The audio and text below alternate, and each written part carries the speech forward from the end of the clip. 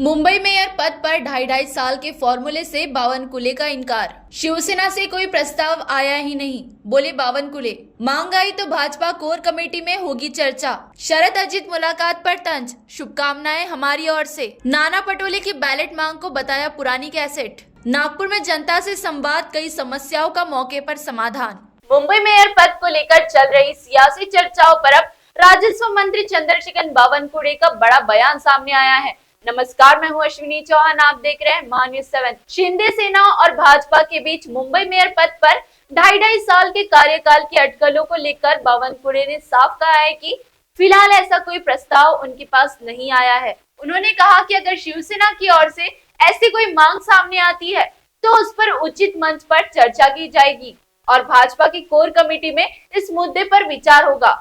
लेकिन अभी तक इस तरह का कोई प्रस्ताव सामने नहीं आया है। नागपुर में नियोजन भवन में आयोजित जनता से संवाद कार्यक्रम के बाद पत्रकारों से बातचीत में बावनकुले ने यह भी कहा कि भाजपा शिंदे सेना का गठबंधन राज्य के कई हिस्सों में हो रहा है, जो एक सकारात्मक संकेत है। वहीं शरद पवार और अजित पवार की मुलाकात और जिला परिषद चुनाव में दोनों रंका के साथ आने की चर्चा पर बावनकुले ने तंज कसते हुए कहा, उन्हें हमारी शुभकामनाएं हैं। कांग्रेस नेता नाना पटोले के बैलेट पेपर से चुनाव कराने की मांग पर उन्होंने इसे पुरानी कैसेट करार दिया और याद दिलाया कि 200 वोटों से हार के बाद भी नाना पटोले यही मांग कर चुके हैं। इस दौरान नियोजन भवन में राजस्व मंत्री ने नागरिकों की समस्याएं भी सुनी, कई शिकायतों का मौके पर समाधान कराया और संबंधित अधिकारियों को तुरंत निर्देश भी दिए। महान्यूज 7 के लिए ब्यूरो रिपोर्ट, नागपुर।